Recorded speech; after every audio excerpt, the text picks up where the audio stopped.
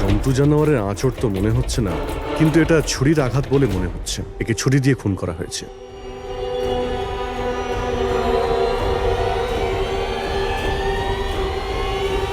Sir, হ্যাঁ Purabi, sir এই ক্যামেরাটা পেয়েছি এখানে। এটা তো আয়শার ক্যামেরা। হ্যাঁ স্যার, এটা আয়শা 3 দিন আগে কিনেছিল। এটা চালিয়ে একবার দেখো তো। স্যার এটা অনই হচ্ছে না। কেন? এটার ব্যাটারি ডাউন স্যার, আর আমাদের কাছে ডিভাইসও নেই এটা চিপ ইনসার্ট করার জন্য। ও মাই গড। আপনারা এইসব শেষ করুন, এগুলো পরে করবেন। আগে আমার বোনকে খুঁজুন। আপনারা বুঝছেন না কেন হারিয়ে গেছে? আমরা খুঁজবো। অনেক বড় জঙ্গল ম্যাডাম, কমসে কম 2 দিন লাগবে পুরো জঙ্গল খুঁজতে। হ্যাঁ স্যার, সূর্যাস্ত হওয়ার পর আমরা কিচ্ছু করতে পারবো না। আপনারা সার্চিং শুরু করে দিন, বাহাদুর আপনাদের নিয়ে যাবে।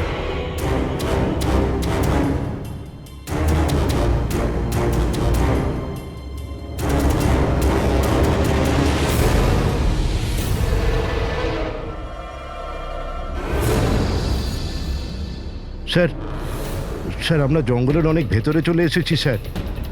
স্যার এখানে কেউ আসা যাওয়া করে না স্যার। স্যার এক কাজ করি, আমরা ফিরে যাই, না হলে অন্ধকার নেমে আসবে।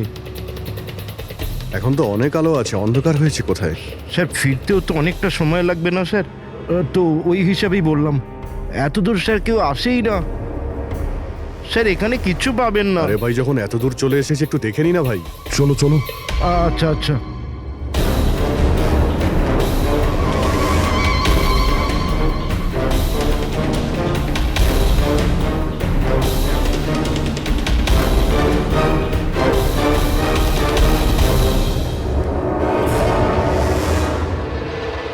তোমরা এই জঙ্গলে ফিল্মের শুটিং করতে এসেছিলে, আর শুধুমাত্র আয়েশাই নিখোঁজ হলো, আর তোমরা ওকে খোঁজার চেষ্টাই করনি। স্যার আমরা খুব ভয় পেয়ে গিয়েছিলাম, আর এখানে ওয়েব সিরিজ শুট করার আইডিয়া আয়েশারই ছিল। স্যার আমরা ওকে আনিনি, ও আমাদের এনেছিল লোকেশন দেখাতে। হ্যাঁ স্যার, এই প্রশান্ত গাইড আয়েশার পরিচিত ছিল, আর এ কাছেই থাকতো আর জঙ্গলটাকে ভালো করে চিনতো। আর আমরা তো রাত্রিরে থাকার পর সকালে বেরিয়ে পড়তাম, সব কিছুই ঠিকঠাক চলছিল, লোকেশনও পেয়ে গেছিলাম। আর এরপর আমরা টেন্টের বাইরে আগুন জ্বালিয়ে খাবার বানাচ্ছিলাম। কটার সময়ের ঘটনা এটা? 5টা-6টা নাগাদ। আর তখনই হঠাৎ আয়েশা নিজের ক্যামেরা নিল আর জঙ্গলের দিকে যেতে লাগলো। জঙ্গলের দিকে যাচ্ছিল কেন? ও বলেছিল যে ও আশেপাশের একটুখানি ভিডিও করে হিরণকে পাঠিয়ে দেবে, আর এটাও বলেছিল আশেপাশেই থাকবে আর তাড়াতাড়ি ফিরে আসবে। তারপর অনেকক্ষণ পর্যন্ত যখন ও এলো না, তখন আমাদের মনে হলো যে কিছু গন্ডগোল আছে। এর আগে আমরা কিছু করতাম কি, সেখানে প্রশান্ত চলে এলো। ও জানতে পারলো তো ও নিজেই খুঁজতে চলে গেল। আর ও আমাদের ওখানেই থাকতে বললো। ও বললো যে জঙ্গলটা খুব বিপজ্জনক আর আমাদেরও প্রাণের ঝুঁকি থাকতে পারে। ব্যাস এটা বলেই ও জঙ্গলে ঢুকে গেল স্যার। তার মানে ওই প্রশান্ত আর ফিরে আসেনি, আর তোমরা পালিয়ে গেছো এখান থেকে নিজেদের বাঁচাতে। না স্যার, আমরা ওখানেই ছিলাম যখন চিৎকারটা শুনলাম। 15-20 মিনিট পর্যন্ত একটা মেয়ের। স্যার স্যার ওই চিৎকার শুনে আমরা খুব ভয় পেয়ে গেছিলাম, আর তারপর আমরা ওখান থেকে পালিয়ে গেলাম। স্যার আমরা খুব বড় ভুল করে ফেলেছি। চিৎকারটা শুনে আমাদের এখান থেকে পালানো উচিত হয়নি, আয়েশাকে সাহায্য করা উচিত ছিল। সত্যিই তোমরা একটা বড় ভুল করেছো। আয়েশার চিৎকার শুনে যদি তোমরা জঙ্গলে ঢুকতে, আয়েশা এখন আমাদের সঙ্গে থাকতো, আর প্রশান্ত ও হয়তো বেঁচে যেত। তুমি তো বলছিলে যে এত ভেতরে জঙ্গলের কেউ আসতে পারে না, এটা কি? স্যার আমি জানি না, কিন্তু এটা আমাদের ডিপার্টমেন্টের কখনোই নয়। জঙ্গলের মধ্যে টেন্ট, দেখছি এর ভেতরে কে আছে।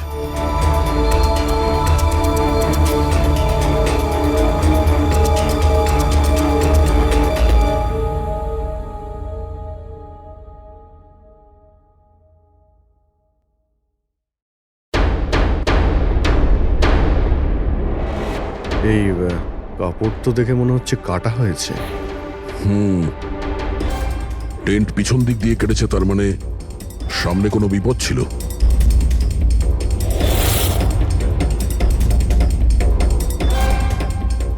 ছুরি, এটা দিয়েই কাটা হয়েছে।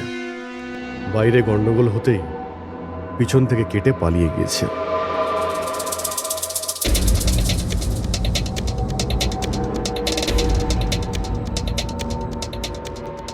রাতে থাকার পুরোপুরি বন্দোবস্ত ছিল এখানে, বোনফায়ার। এই আলু এখানে দেওয়া হয়েছিল। স্যার এত ভেতরে এত রাত্রে থাকার মতন কেউ পাগলই হবে স্যার। না হলে এত ভয়ঙ্কর জঙ্গলে রাতে থাকার কথা ভাববে কে? কোনো নেচার লাভার না কোনো খুনি? এই দেখো,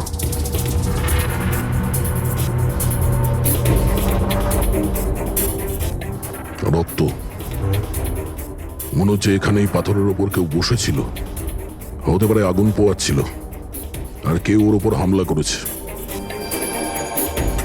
এটা দেখে টেন্টের মধ্যে যে ছিল সে পালিয়ে গেছে। চলো আগে গিয়ে দেখি। স্যার স্যার সূর্য অস্ত যাচ্ছে স্যার, ফিরতেও 2 ঘন্টা কমসে কম লাগবে। ফিরে যাই স্যার। ঠিক আছে, কালকে আবার আসবো। স্যার, আমরা আয়েশার টিমকে এই ছবিগুলো দেখিয়েছিলাম। ওরা বলল যে এই টেন্ট ওদের ক্যাম্পের নয়। স্যার, হ্যাঁ পুরবি, আয়শার ক্যামেরার চিপ। হিরালদি, তুমি এটা মিস করলে। আমি তোমায় বলেছিলাম না আমার সাথে এসো। জানো এখানে এত বেশি গ্রিনারি আছে। লুক এট দিস, এতগুলো গাছ। It's so beautiful. দিদি, আমি হাঁপিয়ে গেছি। মনে হচ্ছে আমি জঙ্গলের অনেক ভেতরে এসে গেছি। জঙ্গল তো পুরো একই রকমের না? আমি রাস্তা খুঁজে নেব, খুব একটা মুশকিল নয়।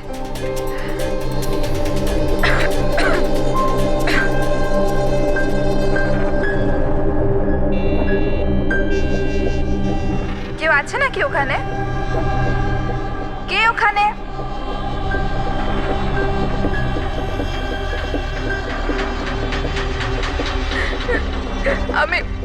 আমি ফেঁসে গেছি এখানে। আমি কিছু বুঝতে পারছি না। এখান থেকে আমি কি করে বাইরে যাব? আই এম সরি দিদি, আমার এখানে আসা উচিত হয়নি। আমার মনে হচ্ছে না যে আমি এখান থেকে বেঁচে ফিরতে পারবো। আমায় ক্ষমা করে দিও।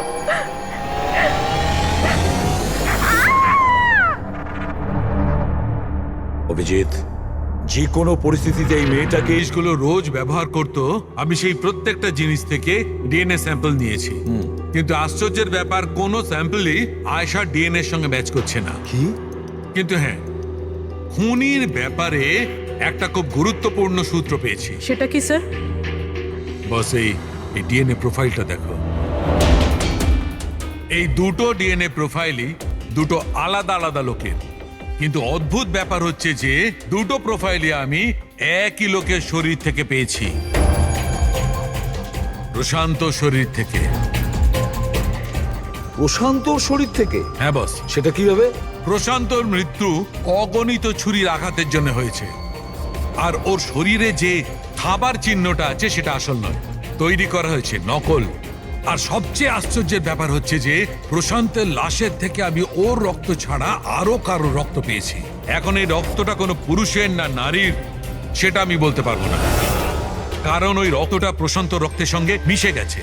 কিন্তু একটা কথা ঠিক বস, এই রক্তটা তখনই বেরিয়েছে যখন প্রশান্ত রক্ত বেরিয়েছে। অভিজিৎ, দয়া, নিশ্চয়ই এটা খুনিরই রক্ত।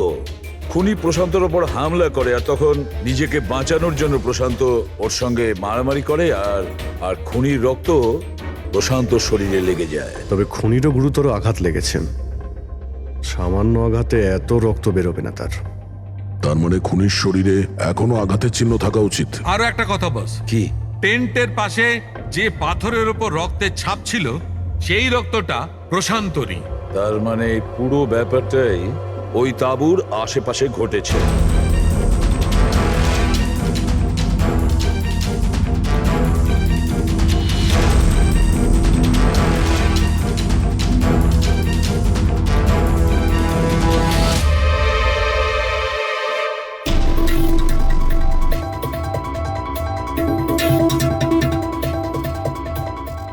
স্যার, হ্যাঁ পুরবি, স্যার এই জুতোটা পেয়েছি। তাহলে কি এই জুতোটা আয়েশার না? তো এগিয়ে গিয়ে দেখি।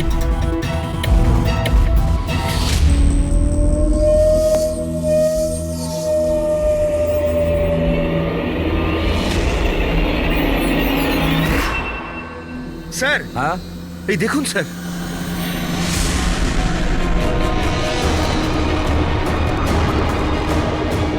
ছুরি দিয়ে আঘাত করেছে স্যারের পিঠে 5 বার। ওকে একটু উল্টে দাও। এ তো আয়েশা, ফেসটা তো পরিষ্কার দেখছি অভিজিৎ, না কোনো আঘাতের চিহ্ন, না কোনো কাটা দাগ। কিন্তু ওই ভিডিওতে যে দেখলাম, হ্যাঁ স্যার, ভিডিওতে এর মাথায় আঘাত লেগেছিল, রক্ত বেরোচ্ছিল। এখানে তো আঘাতের কোনো চিহ্নই নেই, একদম পরিষ্কার। তার মানে হলো ওই ভিডিওটা নকল। মানে আয়েশা অ্যাক্টিং আর মেকআপ দিয়ে দেখানোর চেষ্টা করেছিল যে ওকে কেউ মারতে চাইছে, খুন করতে চাইছে। কিন্তু এটা কেন করবে? স্যার, কেউ হয়তো মজা করবে, আর না হলে কোনো ভয়ঙ্কর পরিস্থিতি থেকে বাঁচার জন্য নাটক করছে। আর দুটো অবস্থাতেই এর মিথ্যেটা সত্যি হয়ে যায়। আর ও যা কিছু করেছিল, কেন করেছিল, সে তোর বন্ধু আর আত্মীয়রাই বলতে পারবে। সবাইকে ডেকে নাও। ফেডরিক, আয়েশার সমস্ত ফোন রেকর্ড চেক করো। দেখো এই ঘটনাটার পরে ও কাদের কাদের সঙ্গে কথা বলেছিল আর তারা সেই মুহূর্তে কোথায় ছিল।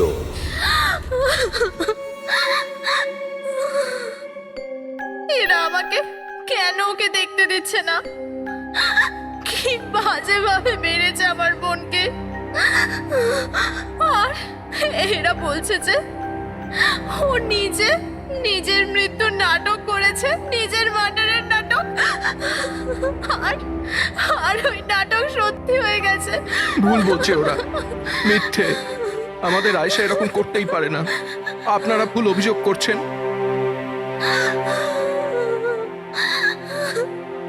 দেখুন, আপনার দুঃখ আমরা বুঝতে পারছি, কিন্তু এই অভিযোগ ভুল নয়, সত্যি। এটা আয়েশার ক্যামেরা থেকে যে থার্ড ক্লিপিংটা আমরা পেয়েছি, সেখানে আয়েশার মুখের উপরে অনেকগুলো ক্ষত চিহ্ন ছিল। কিন্তু যখন আমরা আয়েশার লাশটাকে পাই, তখন ওর মুখ আর গলা পরিষ্কার ছিল। কেন, কিভাবে? এই ভিডিওটাতে আয়েশা মজা করছিল না তো? ওর মজা করার স্বভাব ছিল না তো? একদম না। ওর জীবনে এত সমস্যা ছিল যে ও মজা করবার কথা ভাবতেই পারতো না। ও জঙ্গলে হারিয়ে গিয়েছিল, আর কোনো মানুষ এই সিচুয়েশনে মজা কি করে করবে? অন্য কারো কথা জানি না, কিন্তু আয়েশা এটা অবশ্যই করেছে। আর যদিও মজা করে না করে, তো ইচ্ছে করেই করেছে। কি কেউ এটা কেন প্রমাণ করার চেষ্টা করবে যে তার সঙ্গে কিছু অন্যায় হয়েছে? আয়েশা এরকম কেন চাইবে? হ্যাঁ, ওর ওপর সত্যিকারের অ্যাটাক হয়েছিল, ও মারাও গেছে, ওটা আলাদা কথা। কিন্তু ও এই নাটকটা কেন করেছিল? কি সত্যি কি ও কোনো প্রবলেমে ছিল যার কারণে ওকে এই ড্রামাটা করতে হয়েছিল? হ্যাঁ, ও সমস্যায় ছিল, এমন সমস্যা যার থেকে ওকে মৃত্যুই বাঁচাতে পারতো। মানে তুমি কি বলতে চাইছো? স্যার, হ্যাঁ ফেডরিক, এটা আয়েশার কল রেকর্ডস। বিশেষ কিছু পেয়েছো? হ্যাঁ স্যার, একটা লোক আছে কেতন, সে আয়েশাকে অনেকগুলো মেসেজ আর কল করেছিল।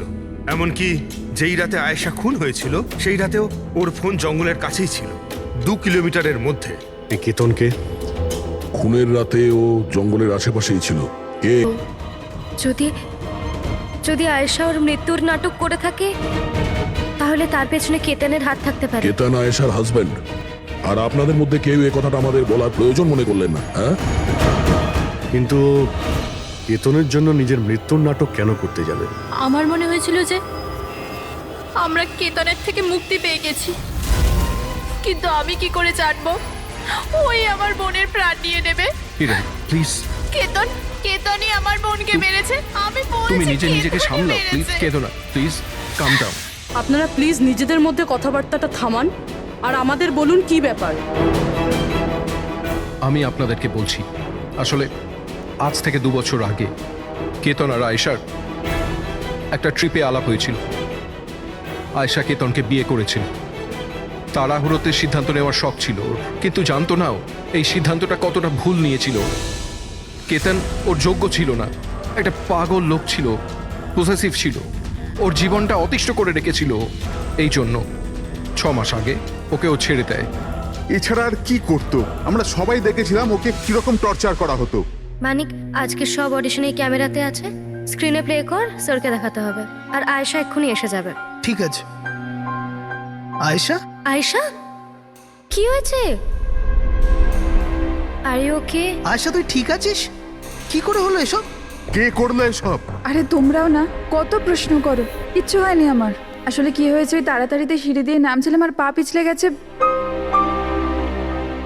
চুপ কর আয়েশা, কত কভার আপ করবি? আমি তো এটা বুঝতে পারছি না, তুই ছেড়ে দিচ্ছিস না কেন ওই মানুষটাকে? আমি ছেড়ে দিলেও ও আমায় ছাড়বে না। আরে আইন বলে কিছু আছে নাকি? পুলিশের হাতে তুলে দিও ওকে। কেউ ওর কিচ্ছু করতে পারবে না। ওকে যদি পুলিশে ধরেও নিয়ে যায়, ও সেখান থেকেও চলে আসবে আর আমাকে খুঁজে বার করবে, তারপর আমায় ছাড়বে না। কখন থেকে ফোন করছি তোকে আমি? হ্যাঁ, ধরছিলিস না কেন?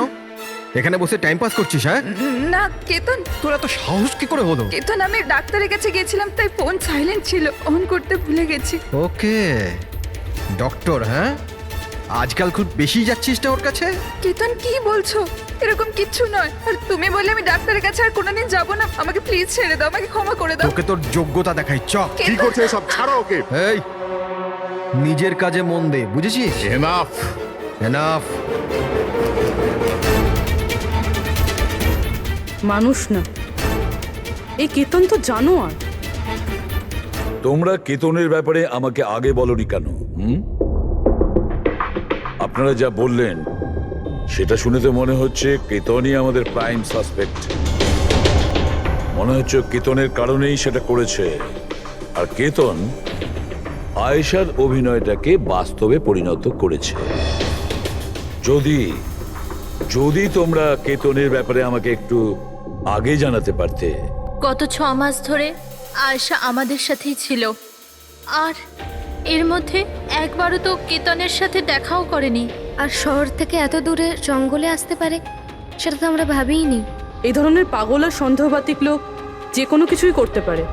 হ্যাঁ, কেতনের অ্যাড্রেস আর টেলিফোন নাম্বারটা আমাদের দেবেন।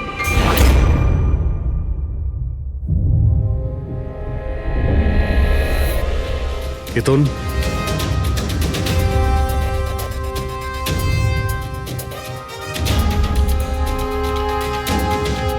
স্যার, এই ফটোগুলো দেখে তো মনেই হচ্ছে না যে দুজনের মধ্যে কোনো ঝামেলা ছিল। আপনারা? কেতন আয়েশার স্বামী। পুলিশ। সিআইডি। আপনারা কি করতে এসেছেন এবার? আমার আয়েশা চলে গেছে, আমার জীবন বরবাদ হয়ে গেছে। আপনারা কি চান আমার থেকে? ইনফরমেশন তোমার আর আয়েশার ব্যাপারে। শুনেছি তুমি নাকি খুব বিরক্ত করতে ওকে। স্যার, আমি ওকে অনেক ভালোবাসতাম, নিজের থেকেও বেশি। সেই কারণে ওকে টর্চার করতে, মারতেও? হ্যাঁ, আমি কেন টর্চার করবো ওকে? তোমার কাছ থেকে বাঁচার জন্য কোর্টের কাছে সাহায্য চেয়েছিল, তাও তুমি ওকে বিরক্ত করা বন্ধ করনি। স্যার, মিথ্যে কথা এসব, এরকম কিছুই ছিল না। মিস্টার কেতন, রেকর্ড আছে আমাদের কাছে। তুমি বারবার ওকে ফোন করে আর মেসেজ করে হুমকি দিয়েছিলে। আর এটাও কাউকে বলেওনি, আমরা জেনে গেছি। আর তাছাড়াও গত 6 মাস ধরে তুমি হেরাল আর রোহানের ঘরের আশেপাশে ঘোরাফেরা করছিলে। আর যে রাতে আয়েশা খুন হয়েছে ওই রাতে তুমি ওই জঙ্গলেই ছিলে। এগুলো তোমার ফোনের লোকেশন থেকে পাওয়া গেছে। নিজের অপরাধটাকে লুকানোর চেষ্টা করো না, কোনো লাভ হবে না। আর এই ডবল মার্ডারে খুনিরও প্রচুর আঘাত লেগেছে। এই কি করে লাগলো তোমার? স্যার, এই আঘাতটা ওই দিন ঝোপেতেই লেগেছিল, কিন্তু এরকম কিছুই নয় যেটা আপনারা ভাবছেন। স্যার, আমি আয়েশাকে মারিনি। স্যার, আমি মানছি যে আমি ওই দিন জঙ্গলে গিয়েছিলাম, কিন্তু স্যার আমি তো শুধু ওর সাথে কথা বলার জন্য গিয়েছিলাম। স্যার, পুরো 6 মাস হয়ে গেছে, আমি ওকে দেখিনি পর্যন্ত। খুব মিস করতাম স্যার ওকে। ওর সাথে দেখা করতে চাইতাম, ওর সাথে কথা বলতে চাইতাম, যাতে ওকে বাড়িতে ফিরিয়ে আনতে পারি, যাতে আবার টর্চার করতে পারো। না স্যার, আমি বদলে গেছি স্যার। স্যার, আমি তো এটাই বলতে চেয়েছিলাম, কিন্তু যখন আমি জঙ্গলে গেলাম দেখলাম যে ও অন্য কারোর সাথে যাচ্ছে জঙ্গলের ভেতর। স্যার, আমি কি করতাম স্যার? আমি এমনিতেই মাথা গরমের লোক। আমি ভাবলাম বেকার বেকার ঝামেলা তৈরি হবে, সেই জন্য আমি চুপচাপ বাড়ি ফিরে এলাম স্যার। স্যার, ট্রাস্ট মি, আমি কিচ্ছু করিনি, আমি মারিনি ওকে স্যার। দেখো কেতন, তুমি এখনো আমাদের সন্দেহের তালিকায় আছো। যতক্ষণ এই কেসটা শেষ না হচ্ছে তুমি হেফাজতে থাকবে। স্যার, এই কেতনের কাছে কিন্তু আয়েশাকে মারার মোটিভ ছিল। ও তো বেঁচে গেছে, এবার বাকি রয়েছে এরা সবাই। হিরাল, সায়রা, অজিত, মানিক আর রুহান, এরা কি সবাই আয়েশার আপনজন ছিল? এদের কি মোটিভ হতে পারে? কারণ এদের মধ্যে তো কোনো প্রবলেম নজরে পড়ছে না। কেউ তো হবে স্যার যার আয়েশার মৃত্যু হলে লাভ হবে। কেউ কি পাবে ও মারা গেলে? সম্পত্তি, টাকা। টাকা? ইন্স্যুরেন্সের টাকা? হ্যাঁ, ইন্স্যুরেন্স। রবি, ফেডরিক, একটা কাজ করো, এই শহরে যতগুলো ইন্স্যুরেন্স কোম্পানি আছে সেখানে গিয়ে খোঁজ নাও আয়েশার নামে ওদের কাছে কোনো লাইফ ইন্স্যুরেন্স পলিসি আছে কিনা। কিন্তু একটা কথা, আয়েশার বন্ধু বা তাদের ফ্যামিলির কাউকে বলবে না কিছু। যদি ওদের মধ্যেই কেউ খুনি হয়, সে সতর্ক হয়ে যাবে।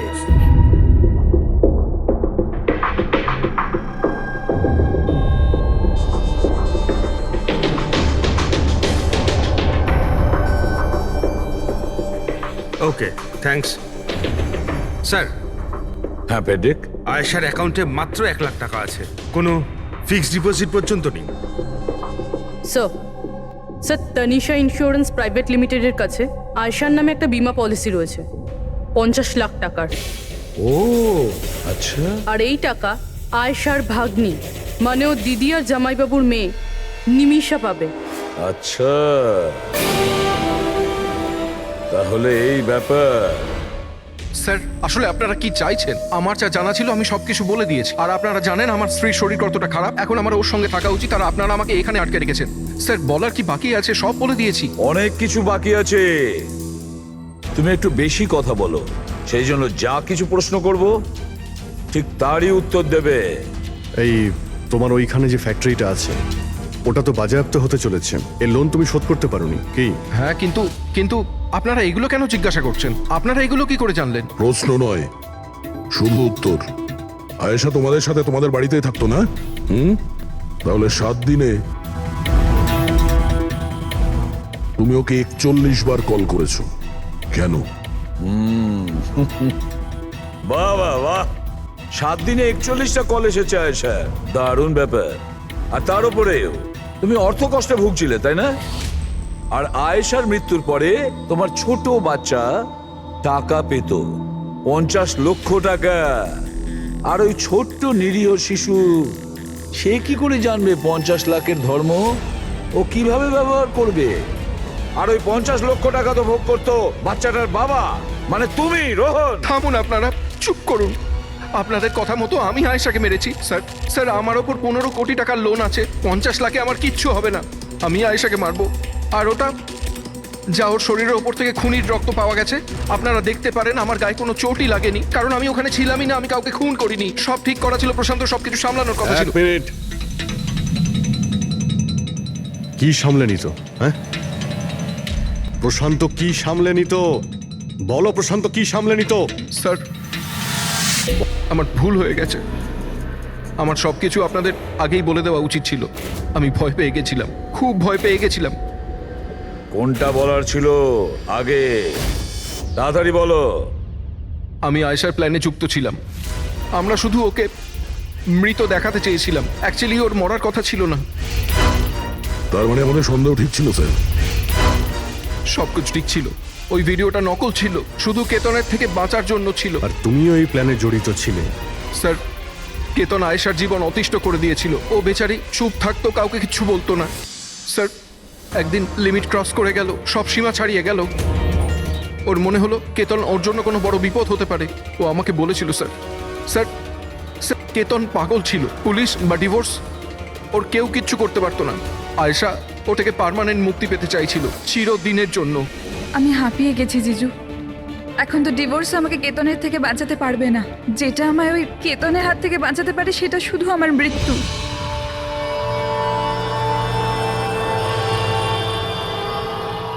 আয়েশা, এটাই যদি একমাত্র রাস্তা হয় তাহলে এটাই ঠিক। তোমার মৃত্যু তোমায় কেতনের হাত থেকে বাঁচাতে পারে। মরে যাও। হোয়াট? রিল্যাক্স, আমার কাছে একটা আইডিয়া আছে। আমাদেরকে এমন কিছু করতে হবে যাতে মনে হয় আয়েশা মরে গেছে। তোমার সাথে কোনো দুর্ঘটনা হলো বা কেউ তোমাকে মেরে দিল আর বডিকে এতটা খারাপ করে দেওয়া হলো যে কেউ চিনতে না পারে আয়েশা, তারপর তুমি এখান থেকে অনেক দূর চলে যাবে আর তোমার ওই ইন্স্যুরেন্সের টাকা যেটা মিমির নামে আছে আমি তোমাকে পৌঁছে দেবো। 50 লাখ টাকা দিয়ে একটা নতুন জায়গা আর নতুন লাইফ নতুন করে শুরু করবে। কিন্তু জিজু, আমি বেঁচে থাকাকালীন আমার লাশ কোথা থেকে আসবে? ওর জন্য টেনশন নিও না, আমি সবকিছু করে নেব। আমার এক বন্ধু আছে প্রশান্ত, ও আমার জন্য অনেক কাজ করে দিয়েছে। কিন্তু হ্যাঁ আয়েশা, এরপরে তুমি কখনো জীবনে আমার সাথে, মিমির সাথে, হিরালের সাথে কোনোদিন দেখা করতে পারবে না। হ্যাঁ, কিন্তু ওই পাগল লোকটার থেকে তুমি সারা জীবনের জন্য মুক্তি পেয়ে যাবে, তুমি মুক্ত হয়ে যাবে। সবকিছু ঠিক ছিল, সবকিছু প্ল্যান মাফিক চলছিল। আমি আয়েশা আর প্রশান্তর সঙ্গে ফোনে যোগাযোগ রেখে চলছিলাম, তারপর জানি না হঠাৎ করে ফোন কেটে গেল। আমি জানতাম ওখানে একটা মেয়ের মৃতদেহ পাওয়া যাবে, যার ব্যবস্থা আমি বাধ্য হয়ে করেছিলাম। শুধু আয়েশার জামা কাপড় ওই মেয়েটিকে পরানোর কথা ছিল, ওর মুখটা এত খারাপ ছিল যে কেউ চিনতেও পারতো না। কিন্তু স্যার সিরিয়াসলি আমি তো শকে ছিলাম, ওটা মেয়েটার নয় প্রশান্তের বডি ছিল। স্যার প্রশান্ত তো আয়েশাকে সকাল হওয়ার আগেই জঙ্গল থেকে অনেক দূরে নিয়ে যাওয়ার কথা ছিল, কোনো সেফ জায়গায়। কিন্তু হঠাৎ করে কি হয়ে গেল স্যার? স্যার আমার যতটা জানা ছিল আপনাদের বলে দিয়েছি স্যার। স্যার প্রশান্তকে কে মেরেছে, আয়েশাকে কে মেরেছে আমি জানি না। স্যার তার মানে তৃতীয় কোনো ব্যক্তি ছিল যে প্ল্যানটার ব্যাপারে জানতো, যে আয়েশাকে চিনতো, প্রশান্তকেও চিনতো, আর ওই সময় ওই জঙ্গলেই ছিল। কোনো তৃতীয় ব্যক্তি? হ্যাঁ, কোনো তৃতীয় ব্যক্তি। তোমার প্ল্যানের হিসাবে টেন্টে প্রশান্ত এবং আয়েশা থাকার কথা ছিল, কিন্তু টেন্টের পাশে একটা পাথরের উপর প্রশান্তর রক্ত পাওয়া গেল, আর ওই টেন্টটা পেছন থেকে ফাটা ছিল। মানে আয়েশা টেন্টের সামনে থেকে যাওয়ার বদলে পেছন থেকে ছিঁড়ে বেরিয়েছে। মানে ও বিপদটা আগে থেকে বুঝতে পেরেছিল। হতে পারে ও প্রশান্তর সঙ্গে যা কিছু হয়েছিল সেটা দেখে ফেলেছিল। ইট ইজ ক্লিয়ার যে ওখানে কোনো তৃতীয় ব্যক্তি ছিল। ও প্রথমে প্রশান্তকে মেরেছে, তারপর আয়েশার পেছনে দৌড়েছে। কারেক্ট। যদি ভালো করে দেখা যায় তাহলে ওই রাতে জঙ্গলে এটাই হয়েছিল যে প্রশান্ত আর আয়েশা জঙ্গলে যায়, আয়েশা টেন্টের ভিতরে ঘুমোচ্ছিল আর প্রশান্ত বাইরে বসে আগুন জ্বালাচ্ছিল। এর মধ্যে সেই তৃতীয় ব্যক্তি ওইখানে যায় আর প্রশান্তর সঙ্গে ঝামেলা বাঁধে। আর সেই ব্যক্তি ওর উপরে আক্রমণ করে আর আয়েশা টেন্টের পিছন দিয়ে পালিয়ে যায়। আর ওই ব্যক্তি প্রশান্তকে নির্মমভাবে হত্যা করে আর আয়েশার পিছনে ধাওয়া করে। তাহলে তৃতীয় ব্যক্তিটা কে, যে আমাদের প্ল্যানের ব্যাপারে জানতো আর জঙ্গলকেও ভালো করে জানতো, তাই এত রাতে টেন্টে পৌঁছেছিল? হ্যাঁ, এই সমস্ত চিন্তা আপনি করবেন না রোহন বাবু। এই তৃতীয় যে আছে না, তাকে তো আমরা ধরেই ছাড়বো। হ্যাঁ, হোক বা না হোক, এই ধাঁধার সমাধান এখানে আছে, এর মধ্যে, কিন্তু আমরা দেখতে পাচ্ছি না। খুনি হবে তো স্যার এদের মধ্যেই কেউ, কিন্তু আমরা দেখতে পাচ্ছি না। রবি, ওই ক্লিপিংটা চালাও যেটা আমরা আয়েশার ক্যামেরা থেকে পেয়েছিলাম, ফার্স্ট ক্লিপ।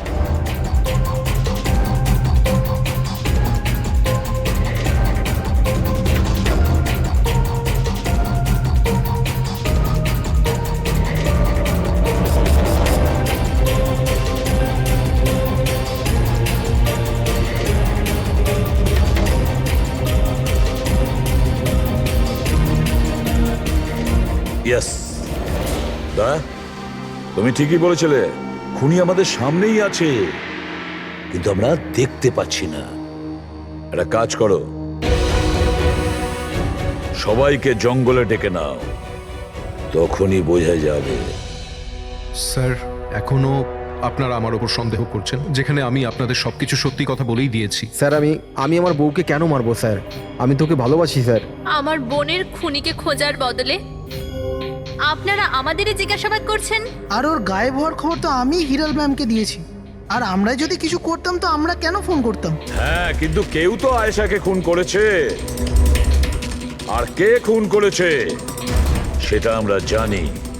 আয়েশাকে খুন তোমাদের মধ্যেই কেউ করেছে, তোমাদের মধ্যেই কেউ। আমাদের মধ্যে কে হতে পারে স্যার? এখনই জানতে পারা যাবে। রোহন, তুমি একটা কথা বলো, আয়েশা রেকির জন্যে তোমার বাড়ি থেকে দুর্ঘটনার একদিন আগেই গিয়েছিল না? হ্যাঁ স্যার, একদিন আগেই গিয়েছিল। আর এটা সেদিনেরই ছবি, তাই না? যেদিন ওর রেকিতে যাওয়ার কথা ছিল। আয়েশার অ্যাকাউন্ট ওই পোস্ট করেছে, তো ওরই হবে। আর আপনারা আমার বোনের খুনিকে খোঁজার বদলে এরকম ফালতু জিজ্ঞাসাবাদ করছেন, আমাদের উপরে ব্লেম করছেন। এতে কি প্রমাণ পাবেন আপনারা? এটাই যে তোমরা আয়েশাকে জীবন্ত দেখেছিলে শেষবার ওই দিনই, তারপরও নিখোঁজ হয়ে গেছিল, তোমরা আমাদের বলেছিলে। আচ্ছা, ও কি কি পরেছিল অপর্ণা, তুমি বলেছিলে, তোমার মনে আছে? হ্যাঁ, ও না স্কাই ব্লু কালারের টি শার্ট পরেছিল আর ব্ল্যাক কার্গো প্যান্ট ছিল। হাই পনিও করেছিল। আপনার তো নিশ্চয়ই মনেই আছে। হিরাল, তুমি কি করে জানলে আয়েশা মরার সময় কি কাপড় পরেছিল? বলো, আরে বলো না। কারণ সেই দিন এ জঙ্গলেই ছিল। এই প্রশান্তকে মেরেছে আর তারপর আয়শার পিছনে দৌড়োয়, ওর পিছু নেয় আর ওকে মেরে ফেলে। আর প্রশান্তকে মারার সময় তোমার গভীর আঘাতও লাগে। দেখাও। হট সারুন, আমার দূরে থাকুন। হ্যাঁ, আমার থেকে। একে তো আপনারা আমার বোনের খুনিকে খুঁজে পাচ্ছেন না, তার উপরে আমার উপরে অভিযোগ দিচ্ছেন। হ্যাঁ, ব্যাস, অনেক অভিনয় করেছো, এবার ঠিক করে বলো কেন মেরেছো তুমি আয়েশাকে? হ্যাঁ, আমি মেরেছি আয়েশাকে। আমি মেরেছি আয়েশাকে।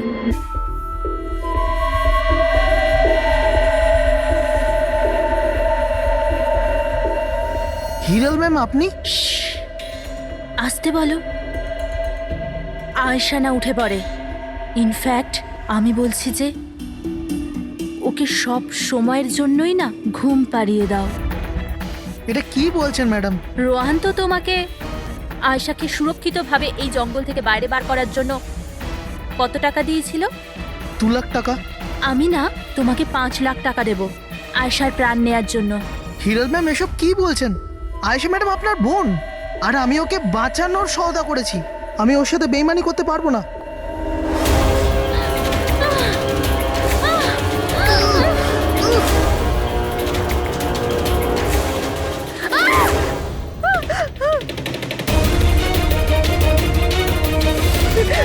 আয়েশা,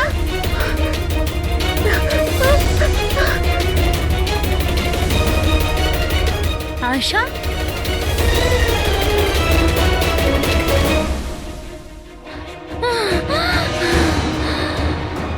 আয়েশা, আমার কাছে আয় আয়েশা।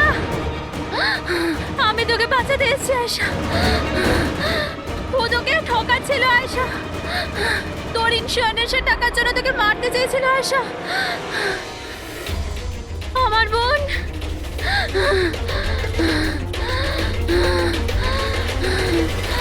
আয়েশা।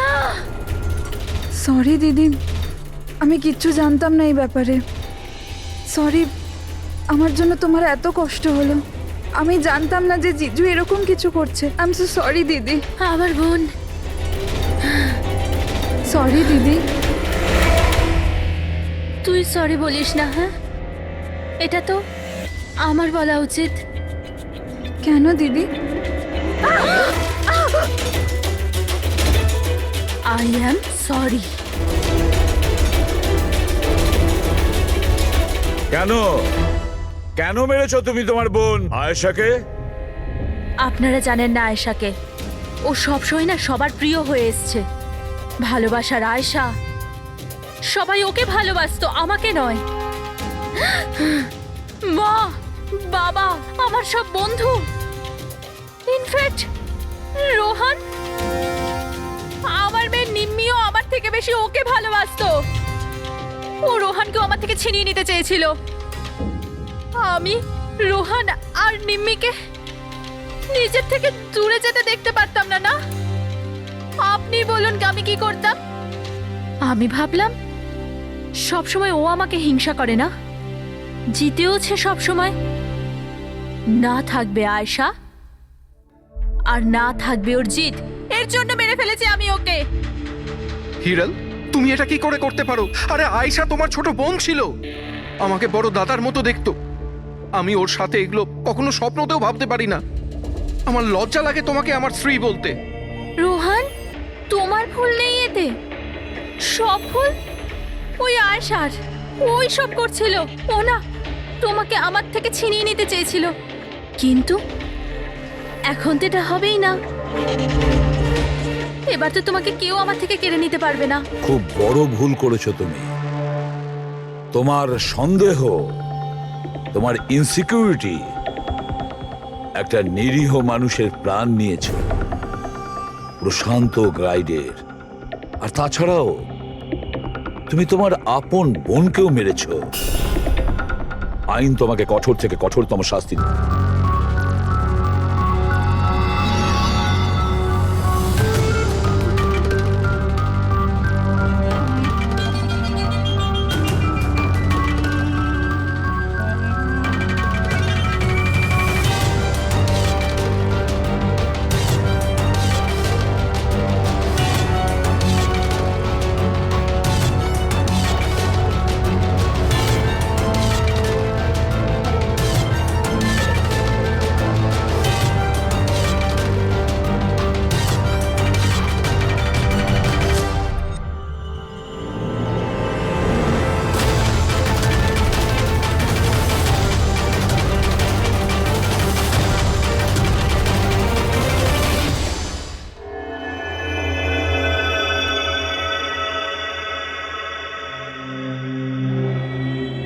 কত হয়েছে দাদা? 7 টাকা। Thank you. খুচরো নেই। কোনো ব্যাপার না, আমি তো আসতেই থাকি। Next time. হ্যাঁ, সে তো জানি। কেউ রাস্তা পার করিয়ে দিন, রাস্তা পার করতে চাই। আসুন, আমি আপনাকে ওপারে পৌঁছে দিচ্ছি। সামলে, হ্যাঁ? ভগবান তোমার ভালো করুক, নয়তো আজকালকার যুগে কে কাকে সাহায্য করে। আর এমন কিছু করে দিইনি আমি। 1 মিনিট, হ্যাঁ?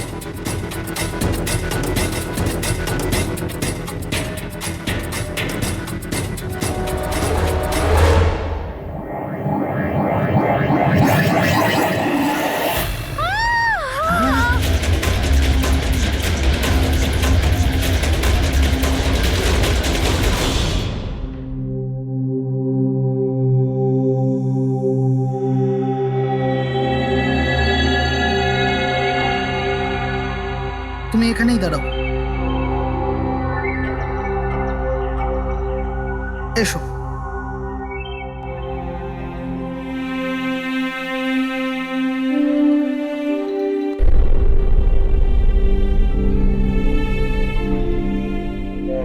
রাধিকা, ওঠো রাধিকা, দেখো তোমার বাবা এসেছে।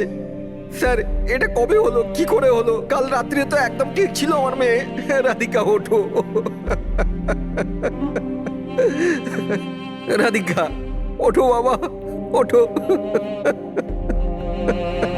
আমরা বাইরে আছি। রাধিকা, রাধিকা ওঠো। দেখো, দেখো আমি এসেছি। রাধিকা ওঠো।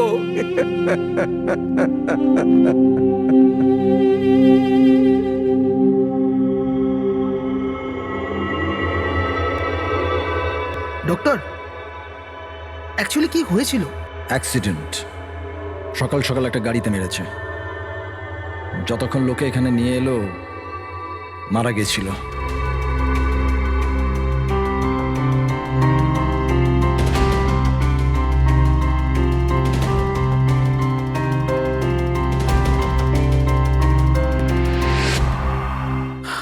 রাঘবকে নিয়ে এসো।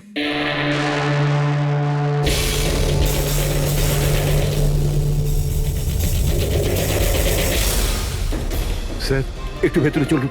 কি হয়েছে? আসুন না স্যার।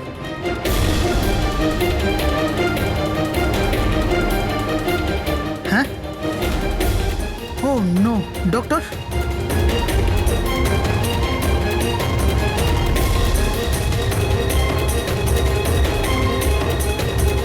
He's dead.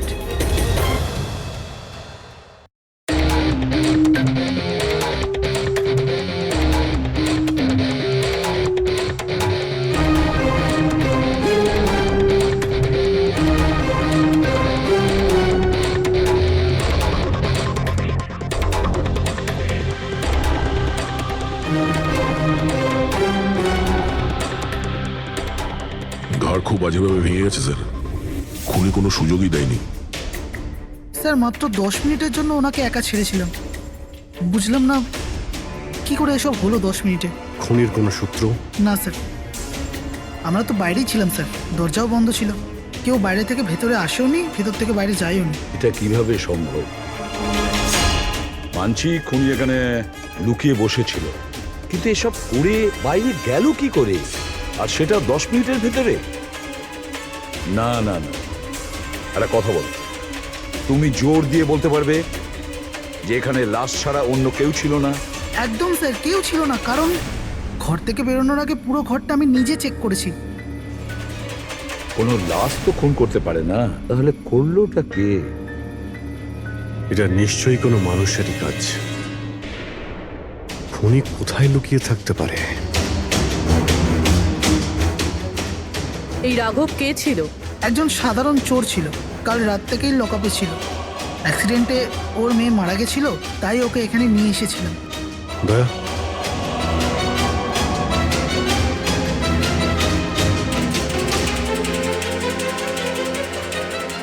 এই যে এখানে তো দরজা আছে।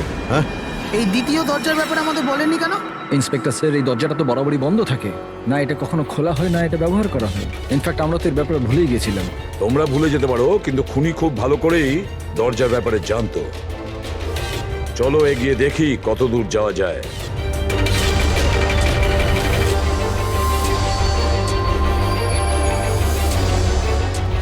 স্যার এই জায়গাটা তো সত্যি সত্যি অনেকদিন ধরেই বন্ধ পড়ে আছে মনে হচ্ছে।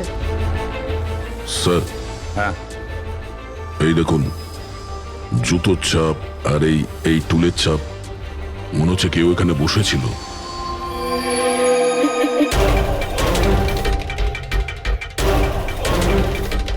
স্যার, হ্যাঁ, স্যার এইদিকে যাওয়ার একটা রাস্তা আছে।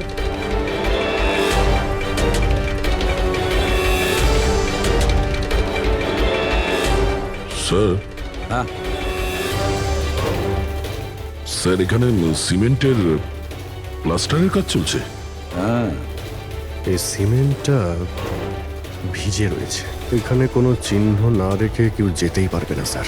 আর এত বড় লাভ কেউ দিতেও পারবে না। সেটাই তো। স্যার এরকমও তো হতে পারে যে খুনি অন্য কোনো রাস্তা ব্যবহার করেছে। হ্যাঁ, কিন্তু সেটা কোথায়? স্যার, স্যার দরজা।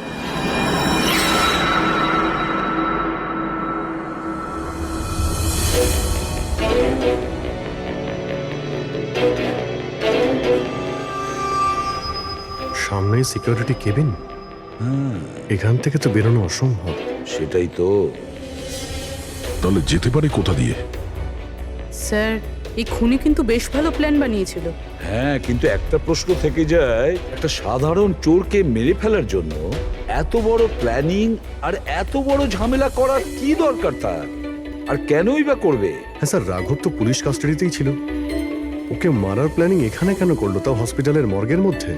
আর তারপর খুনি বা জানলো কি করে যে ওর মেয়ের আজকেই অ্যাক্সিডেন্ট হবে আর ওর বডিকে এখানে নিয়ে আসা হবে? গন্ডগোল আছে অভিজিৎ, অনেক বড় গন্ডগোল আছে। এই রাধিকা আর ওর বাবা রাঘবের মাঝখানে কোনো না কোনো আলাদা সম্পর্ক নিশ্চয়ই আছে। তা একটা কাজ করো, রাধিকার অ্যাক্সিডেন্ট আর ওর বাবা রাঘবের খুন, এই দুটো কাজ করার মধ্যে কিসের যোগাযোগ আছে খোঁজ নাও। স্যার, আর অভিজিৎ, দেখো তো একটু এই হসপিটাল চত্বর ঘুরে যে খুনি এখান থেকে গেল কিভাবে আর কোন রাস্তা দিয়ে।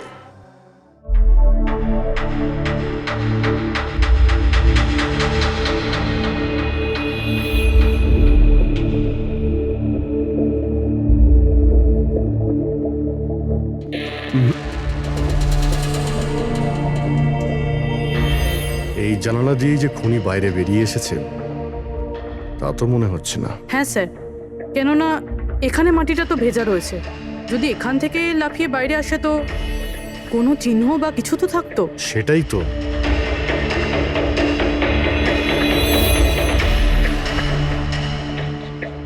ওখানে মর্গের রুমের বাইরে সিমেন্ট ভিজে, ওখানে কোনো চিহ্ন নেই। এখানে একটাই রাস্তা আছে যেটা দিয়ে বাইরে আসা যায়, এখান থেকেও আসেনি, মানে গেল কোথা দিয়ে? কিন্তু স্যার একটা জল জ্যান্ত মানুষ এইভাবে হাওয়াতে উড়ে তো যেতে পারে না। কারেক্ট, জলজান্ত মানুষ না হতে পারে পুরবী, কিন্তু মৃত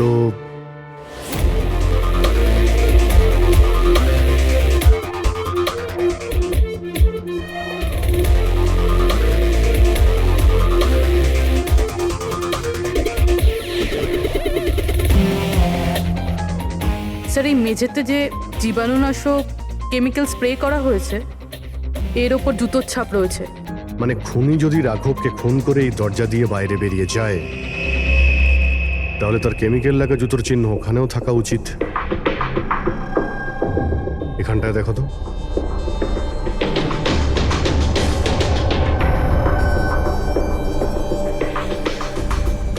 স্যার এখানে জুতোর ছাপ তো আছে, কিন্তু আমাদের জুতোর ছাপ রয়েছে। এই যে প্লাস্টিক কভার্স আমরা পরে আছি, এগুলো ছাড়া আর কোনো চিহ্ন নেই। আর কোনো চিহ্ন নেই? না। আচ্ছা, আমি যেরকম ভেবেছিলাম তেমনটাই হয়েছে। স্যার আপনি কি বলতে চাইছেন? মানে হলো খুনি এই দরজা দিয়ে বাইরে যায়নি। স্যার খুনি এই দরজা থেকে বাইরে যায়নি, মেইন ডোর থেকে বাইরে যায়নি, তাহলে বাইরে গেল কিভাবে? খুনি এই রুম থেকে বাইরেই যায়নি। এটা কি করে সম্ভব স্যার? রাঘবের মৃত্যুর পর এই রুমটা তো আমি নিজে চেক করেছি। যদি রাঘব ছাড়া এই রুমে আর কেউ ছিল তাহলে এই 8টা লাশ। Exactly my point. এখানে 8টা লাশ ছিল, 8টা। স্যার আপনি কি বলতে চাইছেন? রাঘবের খুন কোনো লাশ করেছে? হতে পারে। এই 8টা লাশের মধ্যে এখানে শুধু 5টা রয়েছে। 3টে লাশ তাদের পরিবারের লোকেরা নিয়ে গেছে। হ্যাঁ স্যার। যে লাশগুলো এখান থেকে গেছে তার ডিটেলস আমার এখনই চাই, এখনই। স্যার আমার মনে হচ্ছে এই খুনির রহস্য এই 3টে লাশের মধ্যে লুকিয়ে আছে।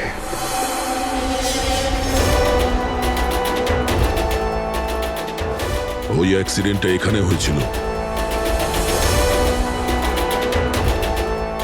ওই চায়ের দোকানদারকে জিজ্ঞাসা করি, হতে পারে কিছু দেখেছে। আচ্ছা দাদা, আজ সকালবেলায় এখানে একটা অ্যাক্সিডেন্ট হয়েছিল, কিছু বলতে পারেন সেটার সম্বন্ধে? সাহেব, উনি এখানে পাশেই কাজ করতেন।